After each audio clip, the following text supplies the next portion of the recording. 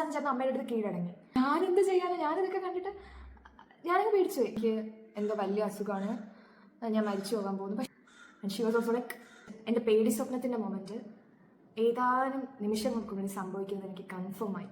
Hey guys, and welcome back to my YouTube channel. I know it's been a long break, but what to do. Model exams ആയിരുന്നു and വൈകാതെ തന്നെ ഇനിയും ഒരു വലിയ break എടുക്കേണ്ടി വരും because my university exams coming up. Dark circles ഒക്കെ കണ്ടു എൻ്റെ കഠിനാധ്വാനത്തിൻ്റെ എപ്പോഴും പറയാം. നമ്മൾ വിഷയത്തിൽ നിന്ന് വ്യതിചലിച്ചു പോകുന്നു. ഓക്കെ, അപ്പോൾ ഞാൻ ഇന്ന് വന്നിരിക്കുന്നത് എനിക്ക് കിട്ടിയ ഒരു വീഡിയോ റിക്വസ്റ്റ് എന്നൊക്കെ വേണമെങ്കിൽ പറയാം. അങ്ങനെയല്ല, എൻ്റെ ഒരു സബ്സ്ക്രൈബർ ചോദിച്ച ഒരു ചോദ്യത്തിന് ഉത്തരവായിട്ടാണ് ഞാനിന്ന് വന്നിരിക്കുന്നത്. എൻ്റെ ഫസ്റ്റ് പീരിയഡ് എക്സ്പീരിയൻസിനെ കുറിച്ചാണ് പുള്ളിക്കാരി ചോദിച്ചത്.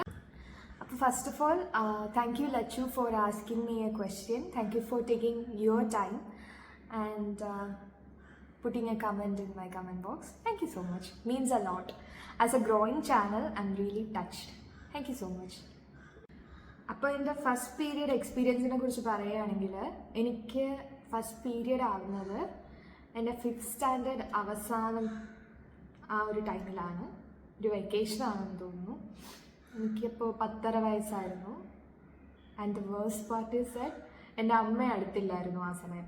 ലൈക്ക് ആ ഒരു ദിവസം കൂടെ ഉണ്ടായിരുന്നു, പക്ഷേ അമ്മ ആ സമയം PRNSS കോളേജ് മട്ടന്നൂർ വർക്ക് ചെയ്യുമായിരുന്നു, കണ്ണൂർ. അപ്പോൾ അവിടെ നിന്ന് വീക്കെൻഡ്സിലൊക്കെയാണ് വരെയും പോവുകയൊക്കെ ചെയ്തുകൊണ്ടിരുന്നത്. അപ്പോൾ എൻ്റെ ഗ്രാൻഡ് മദറാണ് എൻ്റെ കൂടെ ഫുൾ ടൈം ഉണ്ടായിരുന്നത്. എല്ലാവരും ഭയങ്കര ഷോക്ക്ഡായിരുന്നു, എൻ്റെ അമ്മയും റിലേറ്റീവ്സും ഒക്കെ. ഇവക്കോ എങ്ങനെ? എനിക്ക് പീരിയഡ് ആവുന്നതിന് മുമ്പ് എങ്ങനെ ഒരു സംഭവത്തിനെ കുറിച്ച് അറിവുണ്ടായിരുന്നു എന്ന് ചോദിച്ചാൽ ഉണ്ടായിരുന്നു. ബിക്കോസ് എനിക്ക് 5th സ്റ്റാൻഡേർഡ് ബിഗിനിങ് ഒരു യൂറിനറി ഇൻഫെക്ഷൻ വന്നിരുന്നു. Urinary infection was very severe. Actually urine blood പോലെയാണ് പോയിക്കൊണ്ടിരുന്നത്, നല്ല ബ്ലഡിൻ്റെ കളറായിരുന്നു. അപ്പോൾ കോമഡി എന്താണെന്ന് വെച്ചാൽ, ഞാൻ ആ ഒരു സമയം എനിക്കൊരു വയറുവേദന ഞാൻ സ്ഥിരം പറയുന്നുണ്ടായിരുന്നു വീട്ടിൽ. പിന്നെ ഞാൻ ഒരു ദിവസം യൂറിനേറ്റ് ചെയ്തപ്പോൾ നോക്കുമ്പോൾ ഇങ്ങനെ ബ്ലഡ് റെഡ് കളറാണ്. ഞാൻ അമ്മയെ വിളിച്ച് കാണിച്ചു. അമ്മ ഇങ്ങനെ ഇത് വരുന്നു, എന്താ ഇങ്ങനെ. അപ്പോൾ അമ്മ വാസ് ലൈക്ക് വാട്ട്, പെട്ടു, അത് തന്നെയായി. അപ്പോൾ അമ്മ അച്ഛൻ്റെ അടുത്ത് പറഞ്ഞു. അച്ഛൻ്റെ ഒരു ആൻറ്റി ഗൈനക്കോളജിസ്റ്റ് ഉണ്ട്. അപ്പോൾ പുള്ളിക്കാരിയെ കൊണ്ട് കാണിച്ചു തന്നു വീട്ടിൽ. അപ്പോൾ പറഞ്ഞു ഇത് പീരിയഡ് അല്ല, ഇത് യൂറിനറി ഇൻഫെക്ഷനാണ്, ഒരു ഫിസീഷ്യനെ കൊണ്ട് കാണിക്കാൻ പറഞ്ഞു. അങ്ങനെ യൂറിനറി ഇൻഫെക്ഷനുള്ള ട്രീറ്റ്മെൻ്റ് ഒക്കെ എടുത്തു. അതൊക്കെ ഓക്കെ. യൂറിനറി ഇൻഫെക്ഷൻ വരാനുള്ള കഥ വളരെ കോമഡിയാണ്. ബിക്കോസ് ഞാൻ അപ്പോൾ പുതിയ സ്കൂളിൽ ജോയിൻ ചെയ്ത സമയമായിരുന്നു. സ്കൂളിൽ യൂണിഫോം ചുരിദാറായിരുന്നു. എനിക്ക് ചുരിദാറിൻ്റെ വള്ളി ഊരാൻ അറിയില്ലായിരുന്നു. വള്ളി ഊരിയാലും ലൈക്ക് വേറെ ആരെങ്കിലും കെട്ടിത്തന്നിട്ട് ഊരിയാലും തിരിച്ച് കെട്ടിയിട്ട് അഴിക്കാൻ അറിയില്ലായിരുന്നു, കാരണം വലിയ കെട്ടായിരുന്നു. എനിക്കിപ്പോഴും ഓർമ്മയുണ്ട്, ഞാൻ സ്കൂളിൽ നിന്ന് വന്നിട്ട് മിക്ക ദിവസവും ചുരിദാറിൻ്റെ കെട്ട് സിസർ വെച്ചാണ് വെട്ടിയെടുത്തിരുന്നത്. അത്രയ്ക്ക് അറിയില്ലായിരുന്നു. അതുകൊണ്ട് തന്നെ ഞാൻ സ്കൂളിൽ വെച്ച് ബാത്റൂമിൽ പോകാറില്ലായിരുന്നു, വെള്ളം കുടിക്കാറില്ലായിരുന്നു. ബാത്റൂമിൽ പോവാതിരിക്കാൻ വേണ്ടി വെള്ളം കുടിക്കത്തുമില്ലായിരുന്നു. അങ്ങനെയാണ് എനിക്ക് യൂറിനറി ഇൻഫെക്ഷൻ വരുന്നത്. അപ്പോൾ ഇങ്ങനൊരു സാധനമുണ്ട്, അമ്മ പറഞ്ഞു തന്നായിരുന്നു. ഇത് ഇനി കുറച്ചുകൂടെ വലുതാകുമ്പോഴത്തേക്കും മാസത്തിലൊരിക്കൽ ഇങ്ങനെ യൂറിനിൽ കൂടെ ബ്ലഡ് പോലെ പോകും. ഞാൻ ചോദിച്ചു അതെന്തിനാ, എനിക്ക് അസുഖമില്ലാതെ പോകുന്നത്? അപ്പോൾ പറഞ്ഞു അത് നോർമലാണ്, പെൺകുട്ടികൾ വലുതാകുമ്പോൾ അങ്ങനെ. ഓക്കെ സെറ്റ്, അങ്ങനെ ആവട്ടെ എന്ന് പറഞ്ഞ് അവിടെ ചാപ്റ്റർ ക്ലോസ്ഡ്. പിന്നെ എനിക്ക് പീരീഡ്സിനെ കുറിച്ചുണ്ടായിരുന്ന ഇൻഫർമേഷൻ എന്താണെന്ന് വെച്ചാൽ, അത് എനിക്ക് ബ്ലഡ് വരുന്നതും വയറുവേദന എന്നൊരു വിഷയമല്ലായിരുന്നു until it happen to me.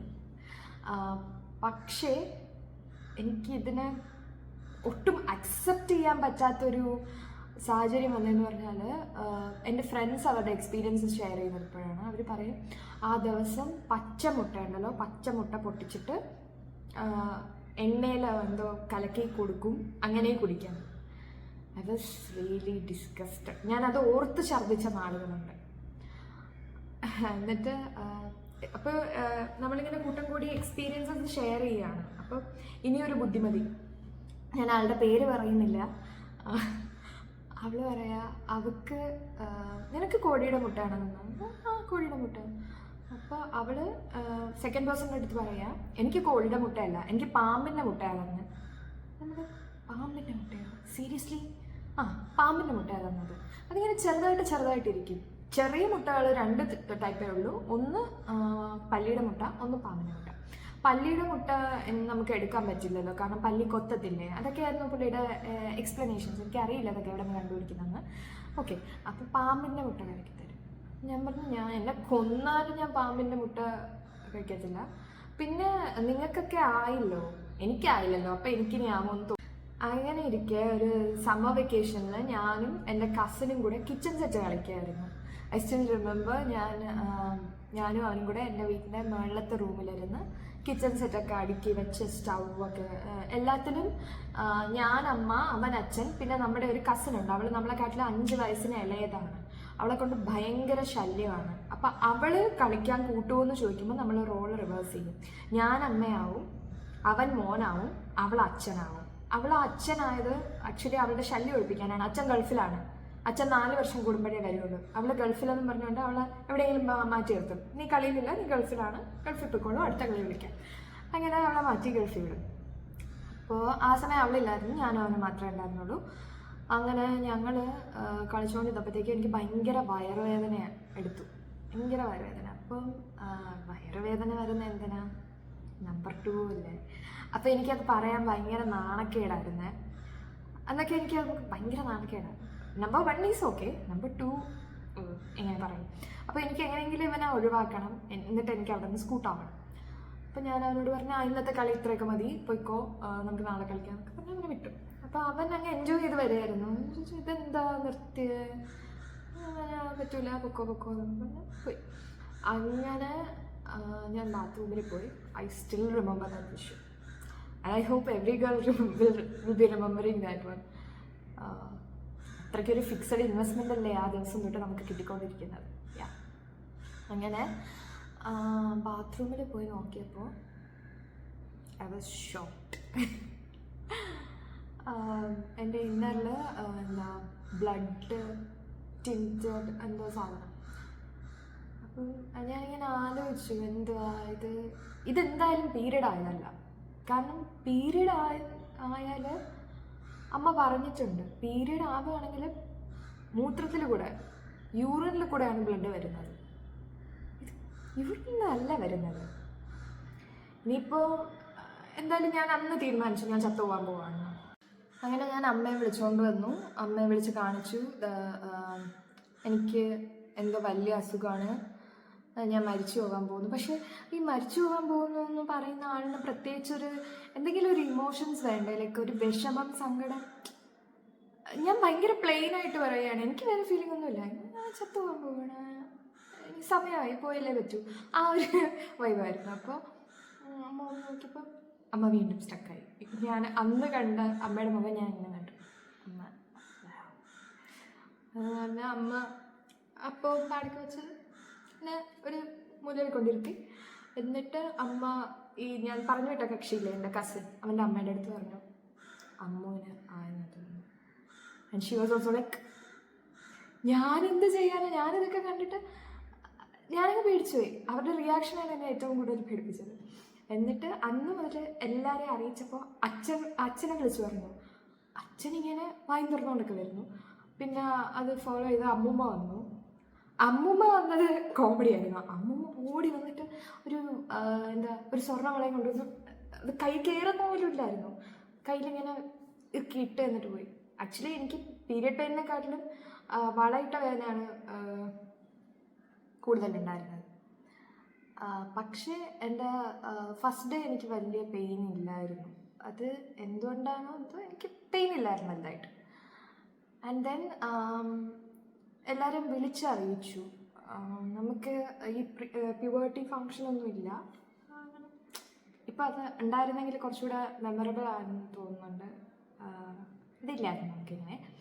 അപ്പോൾ ദെൻ എല്ലാവരെയും വിളിച്ച് പറഞ്ഞു. ഇപ്പോൾ എൻ്റെ കസിൻസിൻ്റെ അമ്മമാരുടെ അടുത്തൊക്കെ പറഞ്ഞു. അപ്പോൾ കസിൻസിനൊന്നും ആയിട്ടില്ല. I'm the youngest in the family and I got my period first and they were on like very shocked.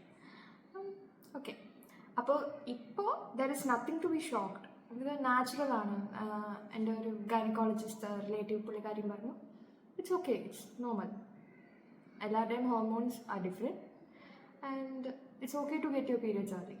It's okay. It's okay bro, it's okay. എൻ്റെ പേടി സ്വപ്നത്തിൻ്റെ മൊമെൻറ്റ് ഏതാനും നിമിഷങ്ങൾക്കുള്ളിൽ സംഭവിക്കുന്നത് എനിക്ക് കൺഫേമായി.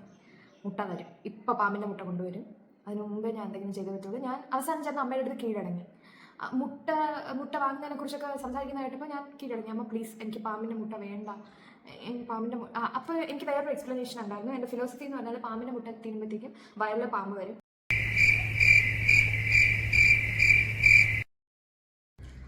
അപ്പോൾ കുറച്ച് ടൈം എടുത്താണെങ്കിലും അമ്മ എന്നെ കൺവിൻസ് ചെയ്തു. ഇങ്ങനെ പാമ്പിൻ്റെ മുട്ടയല്ല, അത് വല്ല കാട് മുട്ടയെങ്ങാനുമായിരിക്കും, കൊച്ച് മിസ്അണ്ടർസ്റ്റാൻഡ് ചെയ്ത് പറഞ്ഞു. ഓക്കെ, എന്നാലും ആ വൃത്തിയിട്ട സാധനം എനിക്ക് കുടിക്കേണ്ടി വന്നിട്ടുണ്ട്. നിങ്ങൾക്ക് ആർക്കെങ്കിലും കുടിക്കേണ്ടി വന്നിട്ടുണ്ടോ? എനിക്കറിയില്ല, ഒരു ദിവസം ആ സാധനം കുടിച്ചെന്ന് പറഞ്ഞിട്ട് എന്ത് സ്ട്രെങ്ത്താണ് ഇതിനും വേണ്ടി കിട്ടുന്നതെന്ന് അറിയത്തില്ല. എൻ്റെ അമ്മയും അമ്മമ്മയൊക്കെ അപ്പോൾ കൺവിൻസിങ് സ്റ്റാർസ് ആയിരുന്നു. മുട്ടയൊക്കെ പൊട്ടിച്ച് ആ സാധനമൊക്കെ ഇട്ട് തന്നു. പിന്നെ എനിക്ക് ഈ സമയത്ത് കഴിക്കാൻ തന്ന സാധനങ്ങൾ കുറച്ച് ഇഷ്ടപ്പെട്ട സാധനങ്ങളുണ്ടായിരുന്നു. ലൈക്ക് ഞാൻ ഇതുവരെ കഴിച്ചിട്ടില്ലാത്ത, കുട്ടിയിലെ കഴിച്ചിട്ടുണ്ടായിരിക്കും, പക്ഷെ കഴിച്ചിട്ടില്ലാത്ത ചില പ്രത്യേക രുചികളൊക്കെ എനിക്ക് ഓർമ്മയുണ്ട്. അതായത് നമ്മുടെ അശോക പൂവില്ല, എൻ്റെ വീടിൻ്റെ മുറ്റത്ത് ഒരു അശോക മരത്തിൻ്റെ ചെടിയുണ്ടായിരുന്നു. അതിൽ അശോക പൂവ് എന്ന് പറയുന്ന പൂവുണ്ട്, റെഡ് കളർ പൂവ്, നല്ല മണമൊക്കെ ഉണ്ട്. അത് കുറുക്കി തരും, ശർക്കരയൊക്കെ ഇട്ടിട്ട് നല്ല ടേസ്റ്റാണ്, എനിക്കിഷ്ടമാണ്. പിന്നെ തെങ്ങിൻ്റെ മണ്ടയിൽ നിന്ന് എടുക്കുന്ന സാധനങ്ങളുണ്ടല്ലോ, കഴിച്ചിട്ടുണ്ട്. അതിൻ്റെ പേര് എനിക്കറിയില്ല, വൈറ്റ് കളർ ഇങ്ങനെ ഒരു ഇതുപോലെ ഇരിക്കും. അതുകൊണ്ട് ഒരു കുറുക്കുണ്ടാക്കി തന്നിട്ടുണ്ട്. പിന്നെ തെറ്റിപ്പൂ കുറുക്കി തന്നിട്ടുണ്ട്. പിന്നെ എന്താ തെങ്ങിൻ്റെ തന്നെ പൊങ്ങെടുത്ത് തന്നിട്ടുണ്ട്. അതൊക്കെ എനിക്ക് ഭയങ്കര ഇഷ്ടമുള്ള രുചികളാണ്. അപ്പോൾ ഇതൊക്കെ എൻ്റെ കുറച്ച് നല്ല മെമ്മറീസാണ് ഇതുമായിട്ട് ബന്ധപ്പെട്ടിട്ടുള്ളത്. പിന്നെ എനിക്ക് പെയിനിൻ്റെ കാര്യം പറഞ്ഞാൽ എനിക്ക് നല്ല പെയിൻ ഉണ്ടാകുന്ന ഒരാളായിരുന്നു. ആക്ച്വലി ഞാൻ ചെറുതിൽ എനിക്ക് ആദ്യം വിചാരിച്ചതെന്ന് പറഞ്ഞാൽ ഈ പീരിയഡ്സ് ഒക്കെ ചിലർക്ക് വന്നിട്ട് ഒരു യങ് ഏജിൽ വന്നിട്ട് പിന്നെ 1 വർഷം 2 വർഷം ഗ്യാപ്പ് എടുത്തിട്ട് ലൈക്ക് 1 വർഷം 2 വർഷത്തിൽ വരെയില്ല, എന്നിട്ട് പിന്നെ തിരിച്ചു വരും, അങ്ങനെ ഒരു സംഭവം ഉണ്ട്. അപ്പോൾ അത് തന്നെ ആയിരിക്കും എനിക്ക് വിചാരിച്ചു. പക്ഷേ അല്ല, എനിക്ക് കണ്ടിന്യൂസ് ആയിട്ട് വന്നിട്ടുണ്ട്. ഇറഗുലർ ആയിരുന്നു ആദ്യമൊക്കെ. ആൻഡ് പിന്നെന്താ ഹെവി ബ്ലീഡിങ് ആയിരുന്നു. From the very beginning heavy bleeding തന്നെ ആയിരുന്നു. ഞാൻ പിന്നെ കുറച്ച് സൈസൊക്കെ ഭയങ്കര കുറവായിരുന്നു, അണ്ടർ വെയിറ്റ് ആയിരുന്നു ആ സമയത്തൊക്കെ. അപ്പോൾ എന്നെ ഇങ്ങനെ ഫോഴ്സ് ചെയ്ത് ഫുഡ് തീറ്റിക്കുമായിരുന്നു. അതെനിക്ക് ഒട്ടും തീരെ അപ്പറ്റൈറ്റ് ഇല്ലാത്ത ആളായിരുന്നു ഞാൻ അന്ന്. അപ്പോൾ എനിക്ക് കഴിക്കാനും ഒന്നും ഇഷ്ടമല്ലായിരുന്നു. എനിക്ക് മുട്ടയൊക്കെ ഒട്ടും ഇഷ്ടമല്ലായിരുന്നു. അമ്മ അടുത്തില്ലായിരുന്നു, അമ്മ കണ്ണൂരായിരുന്നല്ലോ വർക്ക് ചെയ്യുന്നത്. അപ്പോൾ അമ്മൂമ്മയാണ് എനിക്ക് രാവിലെ ബ്രേക്ക്ഫാസ്റ്റ് വരുന്നത്. ബ്രേക്ക്ഫാസ്റ്റിന് ഒരു വലിയ ഗ്ലാസ് നിറയെ പാല്, പിന്നെ മുട്ട, അതൊക്കെ എപ്പോഴും കാണുമായിരുന്നു. ആദ്യമൊക്കെ 2 മുട്ടയൊക്കെ ആയിരുന്നു. പിന്നെ ഞാൻ കഴിക്കത്തില്ല, എനിക്ക് അതിൻ്റെ സ്മെല്ലൊക്കെ എനിക്ക് ശാപിക്കാൻ വരും. ഇപ്പോൾ ഓക്കെയാണ്. അപ്പം അങ്ങനെയൊക്കെ പോഷകാഹാരങ്ങൾ തന്നു ഇതെടുത്ത. പിന്നെ എനിക്ക് ഇഷ്ടമുണ്ടായിരുന്ന ഒരു പാട്ടെന്ന് വെച്ചാൽ കുറേ അറ്റൻഷൻ കിട്ടിയിട്ടുണ്ട്, ആളുകളൊക്കെ കാണാൻ വരുന്നു. എനിക്ക് ഫസ്റ്റ് ഗോൾഡ് തന്നത് ഞാൻ എൻ്റെ കൂടെ കളിച്ചുകൊണ്ടിരുന്ന കസിൻ്റെ തന്നെ അമ്മയാണ്. അപ്പോൾ പുള്ളിക്കാരി ഒരു ഭയങ്കര അഡോറബിൾ ആയിട്ടുള്ള ഒരു കുഞ്ഞ് സ്റ്റഡിൽ ഒരു ബ്ലൂ കളർ ഒരു ഹാങ്ങിങ് വരുന്ന ഒരു നല്ലൊരു കമ്മലായിരുന്നു, എനിക്ക് ഭയങ്കര ഇഷ്ടമായിരുന്നു. പിന്നെ ഒരു കിൻഡർ ജോയ് അതൊക്കെ കൊണ്ടുവന്നു. പിന്നെ ഒരുപാട് പേര്, അടുത്തില്ലാത്ത ആളുകൾ സ്വർണ്ണം വാങ്ങിക്കാനായിട്ട് പൈസ അയച്ചു തരുന്നു. പിന്നെന്താ ചിലർ വീട്ടിൽ കൊണ്ടുതരുന്നു, ഫുഡ് കൊണ്ടുവരുന്നു.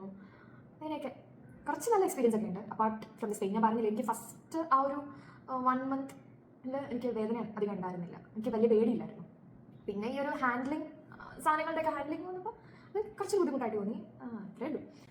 ആദ്യത്തെ ഒരു 1 to 2 months കഴിഞ്ഞിട്ട് എനിക്ക് പെയിൻ വരാൻ തുടങ്ങി. നല്ല പെയിൻ എന്ന് പറഞ്ഞാൽ നല്ല പെയിൻ വന്നിട്ട് I would go all cold, നല്ല തണുത്തിരിക്കും. ഞാൻ പെയിൻ റിലീഫിന് ഞാൻ ഏറ്റവും കൂടുതൽ ചെയ്തിരുന്ന വേറെ ഒന്നുമല്ല, കരയുമായിരുന്നു.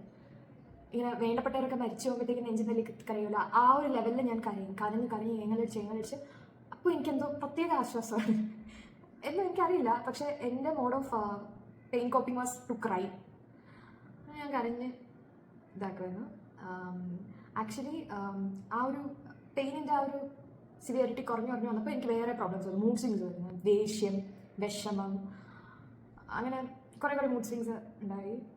പിന്നെ എല്ലാം കൂടെ ഒരുമിച്ച് ഹിറ്റ് ചെയ്യാൻ തുടങ്ങി, പെയിനും മൂഡ് സ്വിങ്സും എല്ലാം കൂടെ, പ്ലസ് PMS. പീരിയഡ്സ് വരുന്നതിൻ്റെ ഒരു 2 weeks മുമ്പേ ഈ PMS എന്ന് പറയുന്ന കലാപരിപാടി വരും. PMSൽ നമുക്ക് ഇല്ലാത്ത സങ്കടങ്ങളുണ്ടാവുക, ഇല്ലാത്ത ദേഷ്യങ്ങളുണ്ടാവുക, കരയുക, അറ്റ് ദ സെയിം ടൈം പിന്നെ ദേഷ്യപ്പെടുക. എനിക്ക് ദേഷ്യപ്പെടും, ഞാൻ പെട്ടെന്ന് എല്ലാവരും ദേഷ്യപ്പെടും. എന്നിട്ട് ആ ദേഷ്യപ്പെട്ടല്ലോ എന്ന് ഓർത്ത് പിന്നെ റിഗ്രറ്റ് വന്ന് കരയും. അങ്ങനെ ഒരു പ്രത്യേകതരം ജീവിതമാണ് എൻ്റെത്. ഓക്കെ, അങ്ങനെയൊക്കെ ഉണ്ടായിരുന്നു. പക്ഷേ ഈ സമയത്തിൽ എൻ്റെ ഏറ്റവും വലിയ ബ്ലെസ്സിങ് എന്താണെന്ന് വെച്ചാൽ, ഞാൻ അച്ഛൻ്റെ കൂടെ ആയിരുന്നല്ലോ.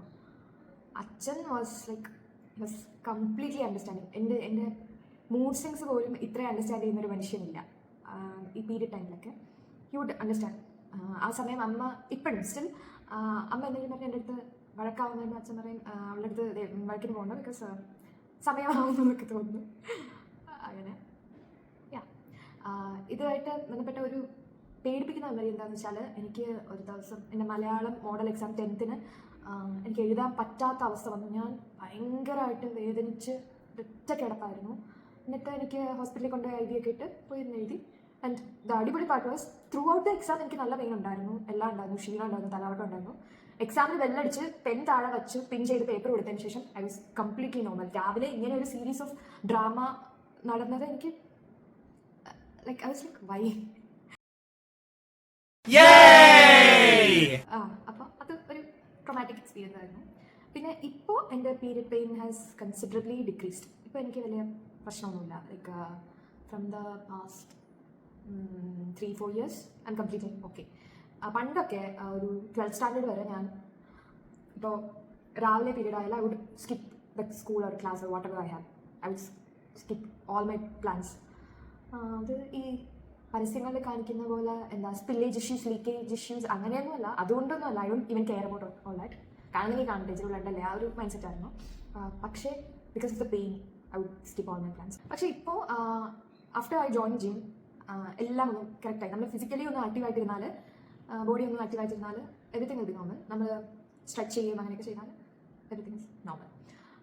പിന്നെന്താ, ഇത് പീരിയഡ് റിലീവ് ചെയ്യാൻ ഞാൻ ഇപ്പോൾ ചെയ്യുന്നത്, പീരിയഡ് പെയിൻ ഇപ്പോൾ ചെയ്യുന്നത്, ഭയങ്കര പെയിൻ വന്നാൽ ഞാൻ ബട്ടർഫ്ലൈ പൊസിഷനിൽ ഇരിക്കും. ഞാനത് കാണിച്ചു തരാൻ പിക്ചർ. ആക്ച്വലി അത് കാണുമ്പോൾ നമ്മൾ വിചാരിക്കും ഇത്രയും പെയിനാണ്, അതിൻ്റെ ഇടയിൽ കൂടെ എങ്ങനെ ഇരിക്കും എന്ന് വെച്ചാൽ ജസ്റ്റ് ഒരു തവണ ട്രൈ ചെയ്ത് നോക്കൂ. എന്തായാലും നല്ല നമ്മുടെ പെൽവിക് മസിൽസ് ഒക്കെ ഒന്ന് റിലാക്സ് ചെയ്ത് നല്ല ആശ്വാസം ഉണ്ടാകും. പിന്നെ ഞാൻ ഹോട്ട് ബാഗ് വയ്ക്കുമായിരുന്നു, പിന്നെ ചോക്ലേറ്റ്സ് കഴിക്കുമായിരുന്നു, ഡാർക്ക് ചോക്ലേറ്റ്.